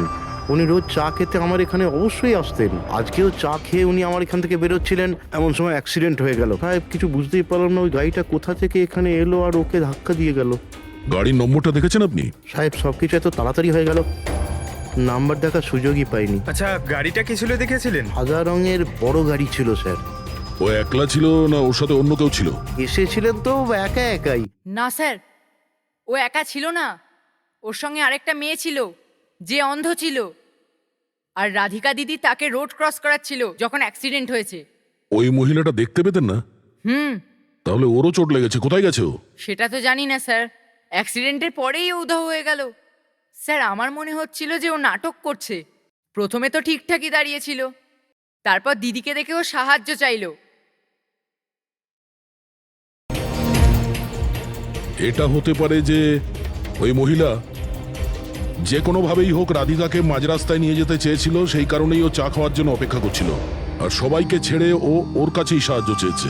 রাধিকা ওই মহিলাটিকে নিয়ে ডিভাইডারের কাছে যাওয়ার পরেই মহিলাটি গায়েব হয়ে গেছে। তারপরে ওই গাড়িটা রাধিকাকে মেরেছে। তার মানে এটা কোনো অ্যাক্সিডেন্ট নয়, খুন? এখন তো এরকমই কিছু মনে হচ্ছে। কিন্তু স্যার কেউ রাধিকাকে কেন খুন করবে? সেটাই তো জানতে হবে। রাঘব আর রাধিকার এই দুজনের মৃত্যুর কারণ কিছু বুঝতে পারছি না। রাঘব, এক মিনিট, এই রাঘব জেলে ছিল, আর ওখানে ওকে কেউ মারতে পারতো না। আর রাধিকাকে মেরে রাঘবকে সেখানে পাঠিয়েছিল যেখানে ওকে মারার ব্যবস্থা করেছিল, মর্গ। এক্স্যাক্টলি। কিন্তু স্যার রাঘব তো একটা সামান্য চোর ছিল, ওকে মারার জন্য এত বড় প্ল্যানিং? ফ্রেডি নিশ্চয়ই এই মামুলি চোরের কাছে এমন কিছু ছিল যেটা মামুলি নয়। আচ্ছা, কালকে এখানে ডিউটিতে গেছিল? আমি ছিলাম স্যার, আর আমার সাথে এই 2 কনস্টেবল। আমরা রাঘবের পুরো ডিটেলস চাই। আচ্ছা এটা বলুন যে ওকে কোন অপরাধের জন্য গ্রেপ্তার করা হয়েছিল? আমরা ওকে গ্রেপ্তার করিনি, কাল রাতে ও নিজেই এখানে এসেছিল। নিজে এখানে এসেছিল? আমি স্যারের সঙ্গে টাকার কথা বলছি, তুই আমাকে ইনফরমেশনটা বল। বল। না, আমি এখন বড়বাবুকেই বলবো। এটা বল, স্যার কোথায়? তুই আমাকে বল না। না না, আমি স্যারকেই বলবো। কুশল, কিসের তর্ক বিতর্ক চলছে এখানে? নমস্কার স্যার। রাঘব, তুই এখানে কি করছিস? স্যার, রাঘব বলছে ও অনেক বড় ইনফরমেশন নিয়ে এসছে। আচ্ছা ঠিক আছে, ওর কাছ থেকে ইনফরমেশন নিয়ে নাও। কিন্তু স্যার ও টাকা চাইছে।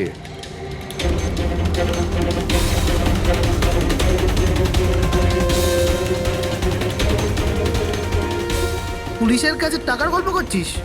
টাকা চাই? খবরটা কিছু এরকম। ঠিক আছে, টাকা দিয়ে নিয়ে নাও ইনফরমেশন। কিন্তু স্যার ও অনেক টাকা চাইছে, পরিমাণটা শুনলে আপনিও চমকে যাবেন।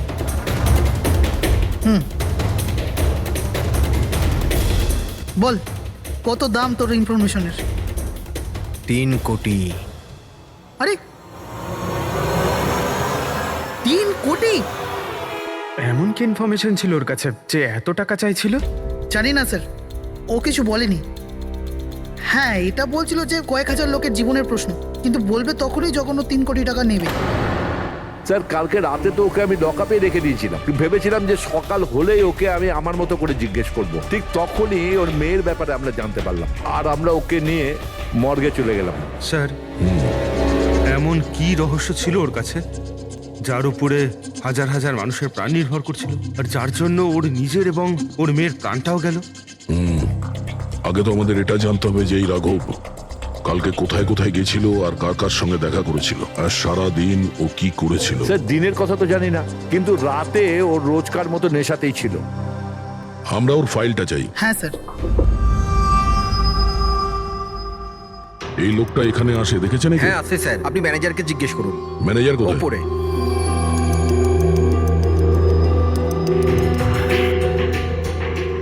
ম্যানেজার? ওই দেখুন ম্যানেজার। আমরা সিআইডি থেকে আসছি। এই লোকটা কাল এখানে এসেছিল? স্যার এ তো রাঘব, এ সবসময় এখানে আসে। এই লোকটা কাল রাতে এখানে এসেছিল কিনা? হ্যাঁ স্যার, কাল রাতে এসেছিল, আর কাল মোটামুটি 11টা অব্দি এখানেই ছিল। ওর ব্যবহার কেমন ছিল? সবসময়ের মতো চিন্তায় ছিল। চিন্তিত ছিল? কিছু বলেছিল? কি কারণে চিন্তিত ছিল? জুয়া খেলে খেলে একেবারে ধারে ডুবেছিল স্যার। আমাদের এখানেও প্রায় 5,000 টাকা ধার নিয়েছে। কালই বলেছিলাম ওকে, যদি পুরনো টাকা না দাও তাহলে এখানে কোনো খাওয়া দাওয়া পাওয়া যাবে না। তখন ও কি বললো? বলেছিল মিটিয়ে দেবে। কিছু নতুন কাজ করতে যাচ্ছিল। নতুন কাজ? কি কাজ? সেটা বলেনি স্যার। ঠিক আছে, থ্যাংক ইউ। স্যার, এই রাঘব এমন কি কাজ করতে যাচ্ছিল যে ওর সব ঋণ শোধ হয়ে যেত? আর পুলিশ স্টেশনে গিয়ে বলেছিল যে ওর কাছে বিশেষ একটা ইনফরমেশন আছে, 3 কোটি চেয়েছিল তার জন্য। যাই ঘটেছে রাঘবের এখান থেকে বেরোনোর পর আর পুলিশ স্টেশনে যাওয়ার আগে জানার চেষ্টা করি যে রাঘব এখান থেকে বেরোনোর পর কোথায় কোথায় গেছিল।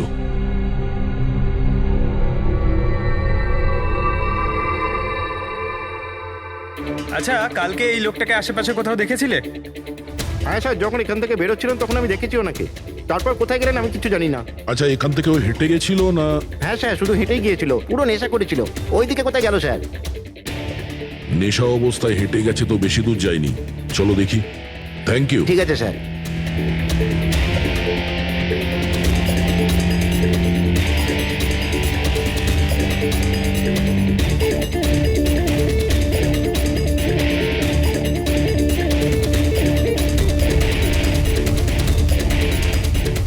দেখেছো একে? হ্যাঁ স্যার দেখেছি, একটু এগিয়ে যে গলিটা আছে না, ওখানেই যাওয়া আসা করে।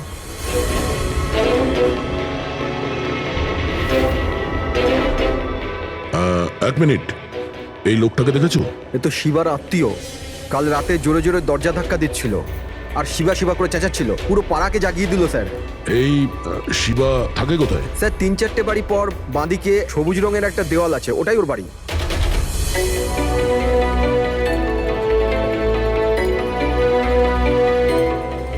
তালা লাগানো আছে, খুলতে হবে।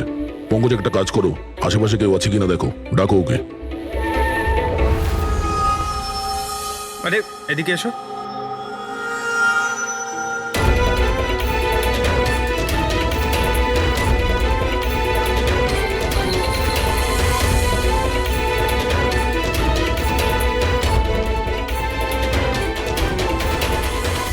মনে হচ্ছে ঘর খালি করে ও পালিয়ে গেছে এখান থেকে।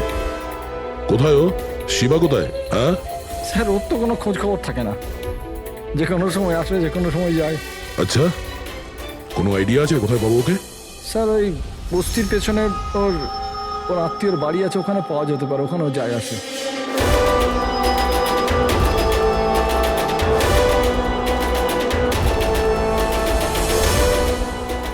এই বাড়িটা।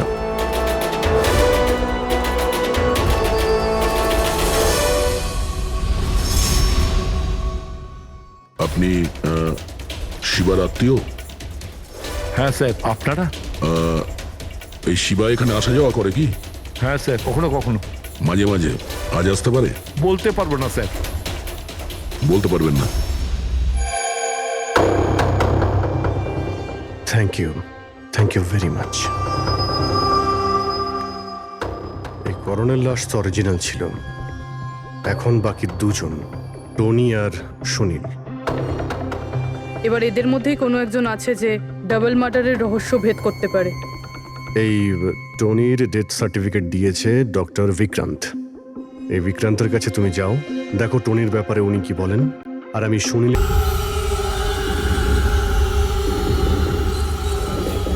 রবি, রবি, দরজা খোল। আপনি কে? সিআইডি। কোথায় পালাচ্ছিস? এই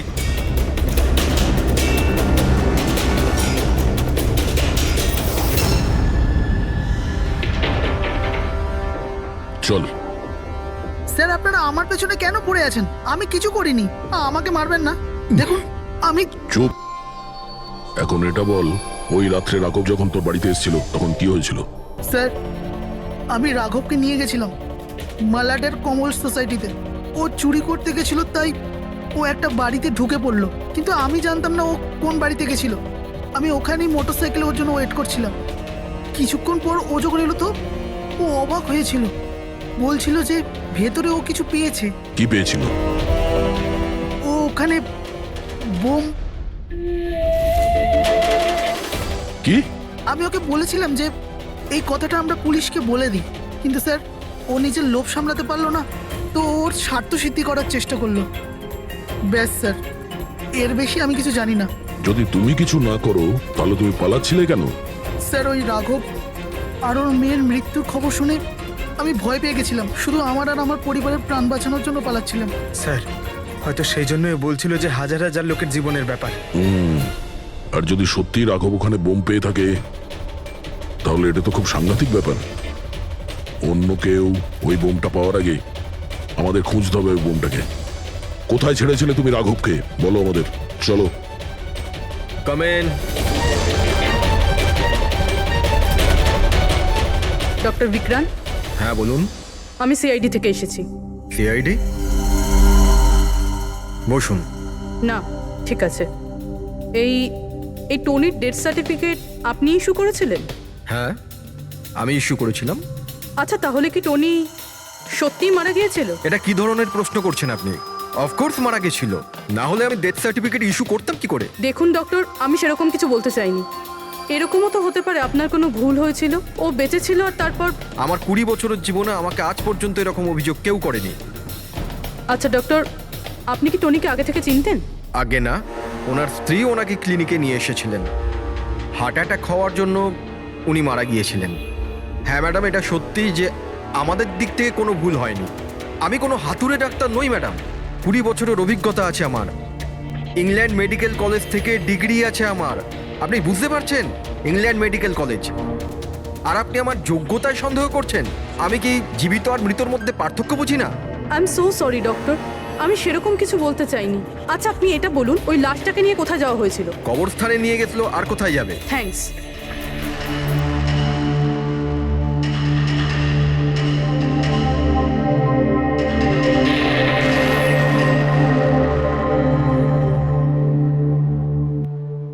হ্যাঁ পূরবী, কি জানতে পারলে?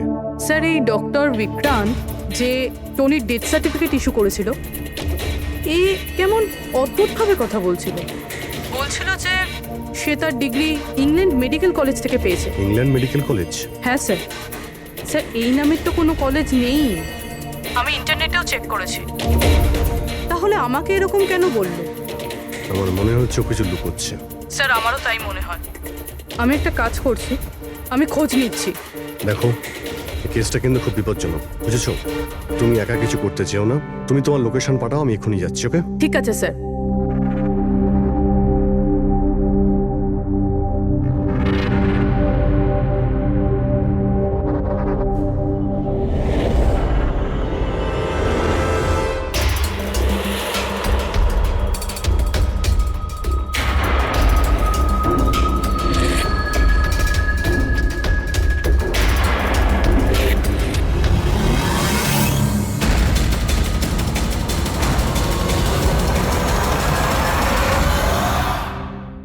শিবা বলল যে ও রাঘবকে এখানেই ছেড়েছিল।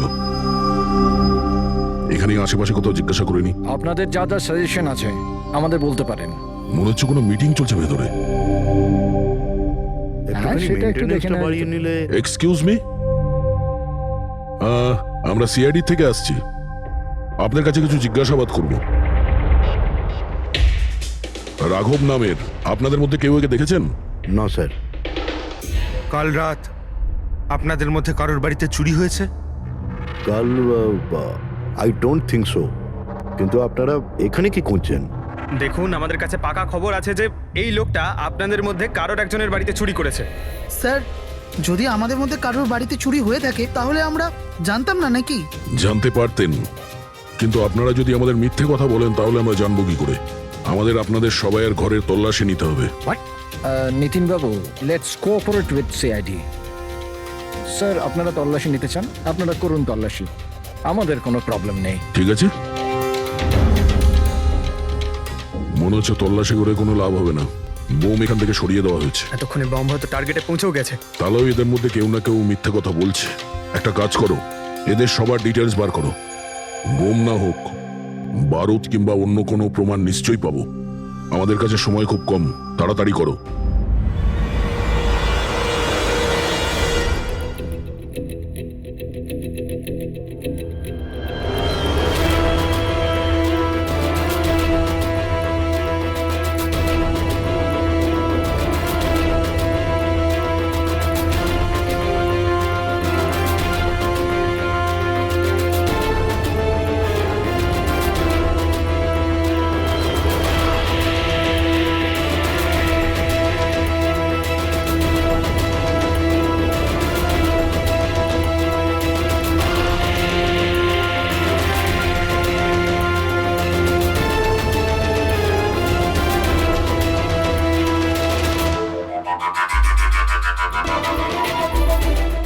কফিন?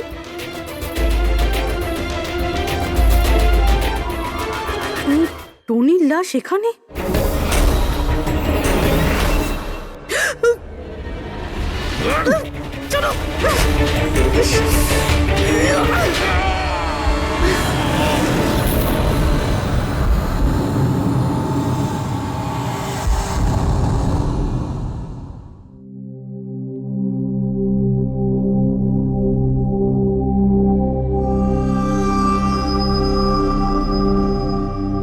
হ্যাঁ পঙ্কজ, স্যার, বমের ব্যাপারে কিছু জানতেই পারছি না স্যার। যে কটা লোককে আমরা সন্দেহ করছি না, প্রত্যেকটা লোকের ঠিকুজি খুঁজে বের করো খুব ভালো করে। হ্যাঁ দা, এই ব্যাপারে কিছু খুঁজে পেলে? স্যার, ও কেস ফাইল থেকে তো পাচ্ছি না, তবে পুলিশ ডেটা থেকে পাচ্ছি স্যার। আচ্ছা, কাল রাত্রে কেউ পুলিশ ডেটাবেসে এন্ট্রি করেছে স্যার। এই দেখুন, রাত 3:30-র সময় সিস্টেমের ফায়ারওয়াল 15 মিনিটের জন্য বন্ধ ছিল। মানে স্যার, কেউ এই সিস্টেমটাকে অ্যাক্সেস করার চেষ্টা করেছে আর কিছু ফাইল খুলেছে। কোন ফাইলগুলো? রাঘবের ফিঙ্গারপ্রিন্ট স্যার। রাঘবের ফিঙ্গারপ্রিন্টস? রাঘবের ফিঙ্গারপ্রিন্টস? কিন্তু কেন? এটার তো একটাই মানে দাঁড়ায় দয়া, সে যেই হোক সে রাঘবকে চিনতো না, এই জন্য ও রাঘবের ফিঙ্গারপ্রিন্ট পেয়েছিল ওই বোম রাখা ঘরে। সেই ফিঙ্গারপ্রিন্ট পুলিশের ডাটাবেসকে হ্যাক করে ওর ফিঙ্গারপ্রিন্টের সঙ্গে ম্যাচ করে দেখা হয়েছে। রাঘবের ব্যাপারে ওরা পুরোটাই জানতে পেরেছে, রাঘব দেখতে কেমন, কি কাজ করে, আর সেখান থেকে ওরা জানতে পারে যে রাঘব জেলে বন্দী হয়ে আছে। ওদের যে করেই হোক রাঘবকে জেল থেকে বের করতে হতো। এই জন্য রাঘবের নিরীহ সন্তান রাধিকাকে ওর অ্যাক্সিডেন্ট করিয়ে দিয়েছে। ও জানতো যে পুলিশের লোকেরা রাঘবকে নিয়ে রাধিকার কাছে আসবে তার মেয়েকে দেখানোর জন্য।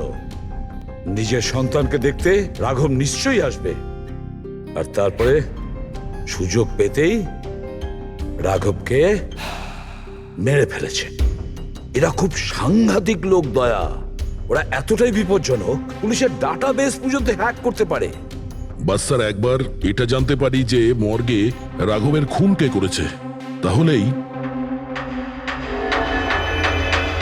হ্যাঁ অভিজিৎ, বলো। ফোনে পাচ্ছি না, ওকে খুঁজতে হবে। কি? ঠিক আছে, আমরা ওর মোবাইল ট্র্যাক করে পৌঁছচ্ছি। ওকে ওকে, ইয়া। কি হলো? পুরোবি প্রবলেমে আছে স্যার।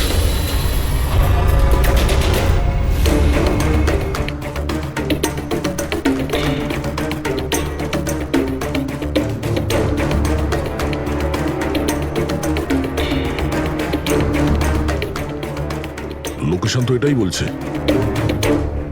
চলো।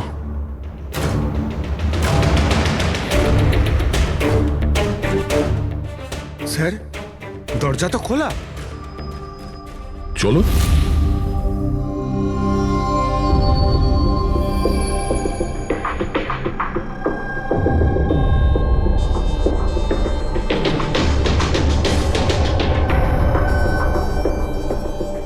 এখানে তো কেউই নেই।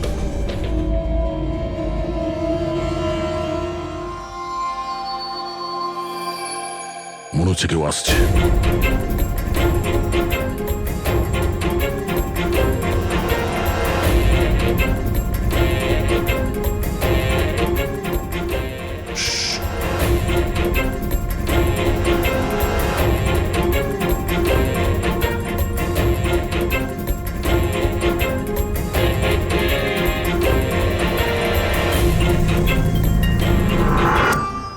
অভিজিৎ, তুমি?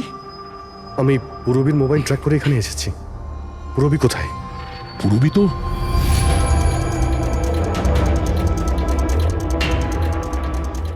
পুরবী? ও নো, পুরবী, পুরবী, পুরবি, পুরবি, পুরবি। স্যার, ওর গলার দাগটা দেখুন স্যার, মনে হচ্ছে ওর গলা কেউ টিপে দিয়েছে। নার্ভও খুব স্লো আছে। পুরবী, পুরবি, পুরবি, পুরবি। পুরবী, কি হয়েছে? এসব কে করেছে? হ্যাঁ স্যার, ওই টনি, ওই যে টনি? টনি। স্যার, ও এখনো বেঁচে আছে। এখানেই কোথাও আছে স্যার। পঙ্কজ, দেখো তো কে। ফ্রেডি, তুমি এক্ষুনি পুরবীকে হসপিটালে নিয়ে যাও, বুঝেছো? চলো চলো পুরবি। ওঠো।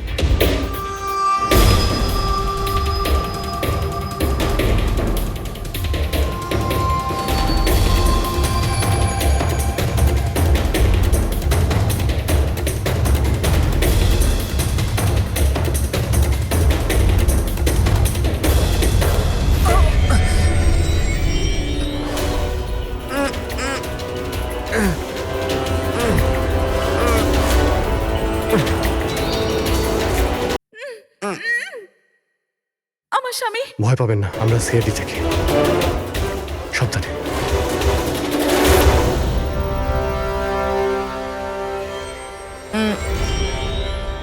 আপনি কে?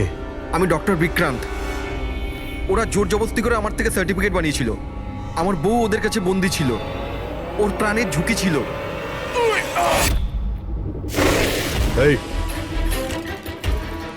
এসব কি হচ্ছে কি? হ্যাঁ, এতক্ষণ তো লাশটা মিথ্যে ছিল। যদি সত্যি কথা না বলো না, তোমাদের দুজনকে জীবন্ত পুঁতে ফেলবো। না স্যার, আমি বলছি স্যার, আমি বলছি। তুই অন্ধ হওয়ার নাটক করেছিলি যাতে এই টনি রাধিকাকে মারতে পারে। বস, পুরবী কেমন আছে? স্টেবল, হসপিটালে অবজারভেশনে আছে। গুড। রাধিকার খুনের রহস্যটা তো বুঝতে পারলাম। এটা বলো যে রাঘবকে কি করে মারলে তোমরা? ওই মর্গে কি করে ঢুকলে তোমরা? আর লাশ হওয়ার অ্যাক্টিং কি করে করলে? অ্যাক্টিং ছিল না দা, ও সত্যিই মরে গেছিল। কি? কি ঠিক বলছি তো? প্রথমে তুমি মরে গেছিলে, তারপর বেঁচে উঠে তুমি রাঘবকে খুন করে দিলে, রাইট? আরে সালুকে কি বলছো সব? মরে গেছে, বেঁচে উঠেছে, আবার বেঁচে উঠেছে। আমি ঠিক বলছি বস। পুরবীর গলাটা টেপার সময় এর হাত থেকে কিছু কেমিক্যালস পুরবীর গলায় লেগে যায়। আমি ওগুলো টেস্ট করেছি। ওটা এক ধরনের টক্সিন, যেটা খুবই রেয়ার, দুর্লভ সমুদ্রের মাছের মধ্যে পাওয়া যায়। এই সামুদ্রিক মাছ নিজেদের প্রাণ বাঁচানোর জন্য এই টক্সিনের ব্যবহার করে। কিছুক্ষণের জন্য একে দেখে মনে হবে যে মারা গেছে, কিন্তু আবার বেঁচে ওঠে। এও সেই টক্সিনেরই ব্যবহার করেছে। এও কিছুক্ষণের জন্য মারা গেছিল। আর এই টক্সিনটা এমন অদ্ভুত জিনিস যে কেউ একে ধরতে পারে না। মানুষের হার্টবিট একদম একদম বন্ধ হয়ে যায়। দেখে মনে হয় যেন মানুষটা মরেই গেছে। এই কাজটা ইয়ে করেছে, প্রথমে মারা যায় আর তারপরে বেঁচে উঠে রাঘবকে খুন করে। কে ঠিক বলেছি? Correct sir. তুমি ওদেরকে মারলে কেন?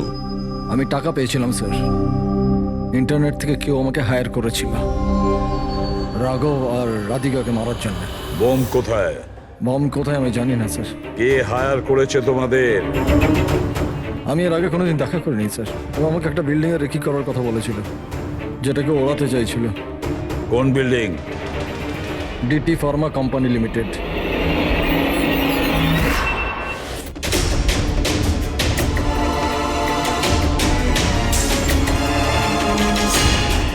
এদিকে শোনো ভাই, এদের মধ্যে কেউ কি এখানে আজকে এসেছে?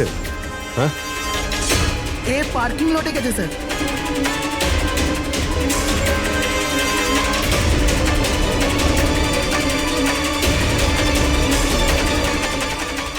স্যার এই পার্কিং লটটা তো অনেক বড়, বম খুঁজতে তো কয়েক ঘন্টা লেগে যাবে। আর যদি এখানে ব্লাস্ট হয় স্যার, তাহলে অনেক লোক মারা যাবে। কিন্তু এই বোমটা কোথায়? তাড়াতাড়ি খুঁজতে হবে বোমটা। একটা কাজ করো পঙ্কজ, ফেডরিক, তোমরা ওই দিকটা যাও, আমরা এই দিকটা দেখছি। খুব ভালো করে দেখো।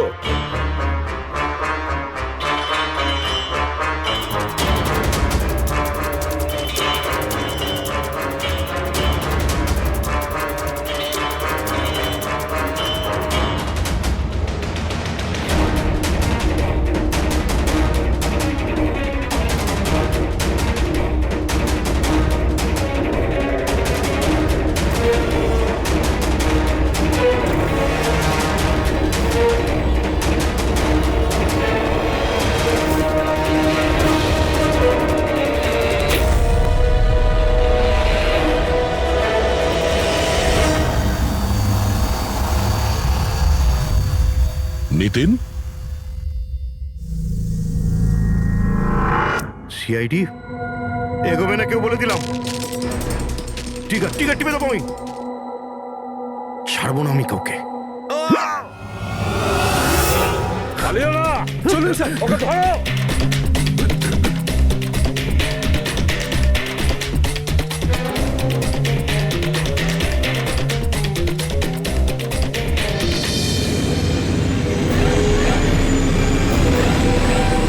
খেলা শেষ।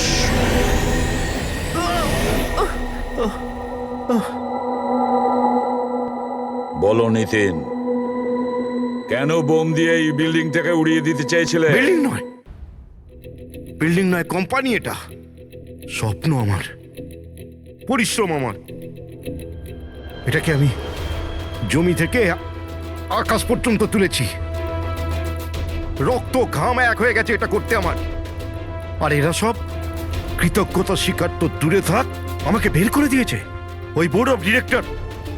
আমি বানিয়েছি ওকে, আমি। আর উনি আমাকেই বের করে দিয়েছেন। কি অবস্থা করেছে আমার! প্রতিশোধ তো নিতেই হতো। কিছু লোকের প্রতি প্রতিশোধ নেওয়ার জন্য তুমি এই পুরো বিল্ডিংটাকে উড়িয়ে দিতে চেয়েছিলে? হ্যাঁ, এই বিল্ডিং এ যে সমস্ত নিরীহ লোকেরা আছে তারা কি ক্ষতি করেছিল তোমার?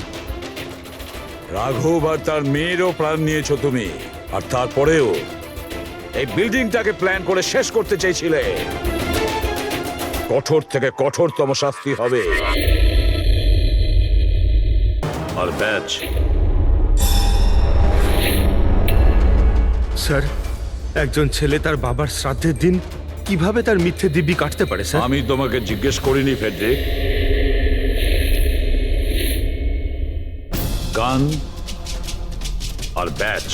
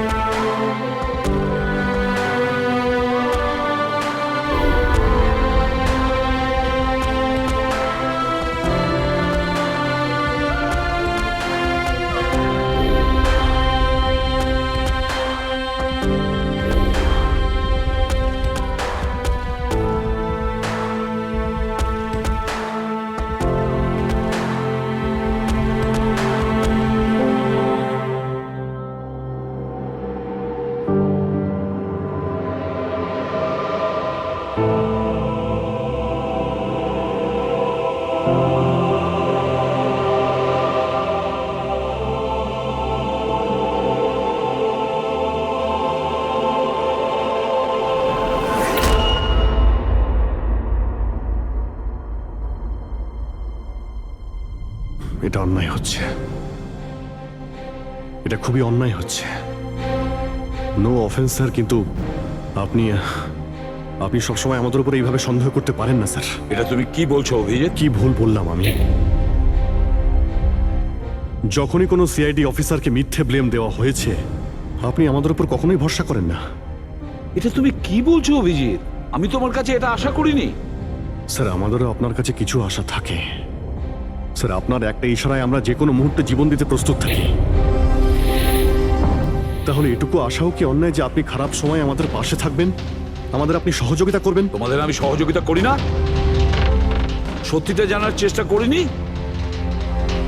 সত্যিটা জানার চেষ্টা করে অনেকবার আপনি আমাদের আত্মসম্মানে আঘাত করেছেন স্যার। আমাদের দায়িত্ব আর কর্তব্যকে আপনি সন্দেহ করেছেন। যখন আমাকে মিথ্যে অপবাদ দেওয়া হয়েছিল, আপনি আমার উপরে ভরসা করেননি স্যার। আর যতক্ষণ পর্যন্ত অভিজিৎ নিজেকে নির্দোষ প্রমাণিত করছে, ওকে জেলেই থাকতে হবে। যখন দয়াকে মিথ্যে অপবাদ দেওয়া হয়, তখন ওকেও আপনি ভরসা করেননি স্যার। কিন্তু হয়তো আপনি একটা কথা ভুলে গেছেন, একবার আপনাকেও এরকম মিথ্যে অপবাদ দেওয়া হয়েছিল স্যার।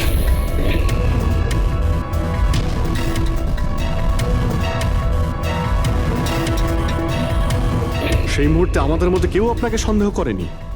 আমরা শক্ত দেওয়াল হয়ে আপনার সামনে দাঁড়িয়েছিলাম স্যার, যাতে আপনাকে কেউ ক্ষতি করতে না পারে। তাহলে আমাদের খারাপ সময় কি আপনি আমাদের পাশে দাঁড়াতে পারেন না? অভিজিৎ কোনো অপরাধীর থেকেও বিপজ্জনক একজন ইমোশনাল সিআইডি অফিসার। তুমি ইমোশনাল হয়ে যাচ্ছ অভিজিৎ। আমি তোমাকে এই কেস থেকে সরিয়ে দিলাম।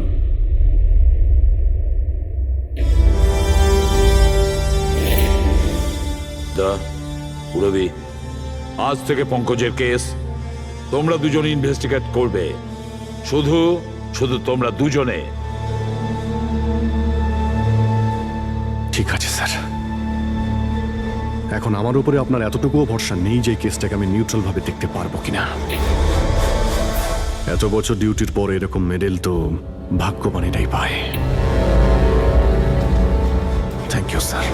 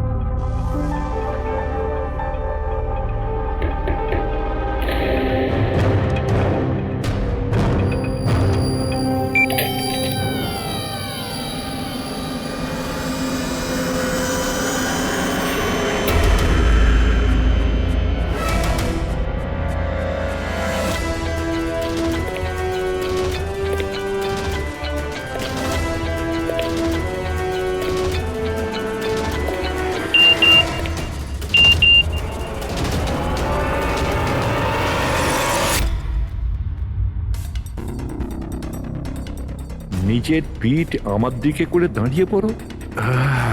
চলো এটাও করে দেখে নি।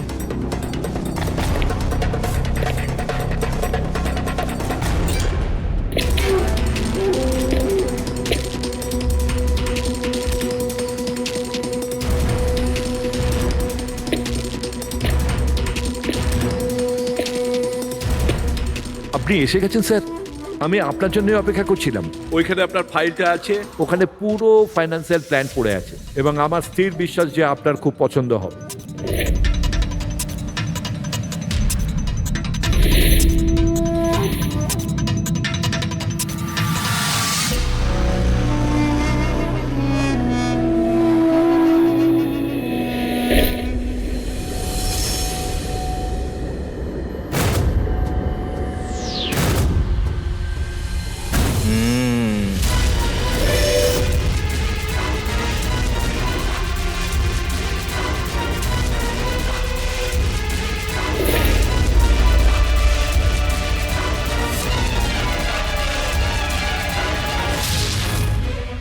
আরে এ তো নকল।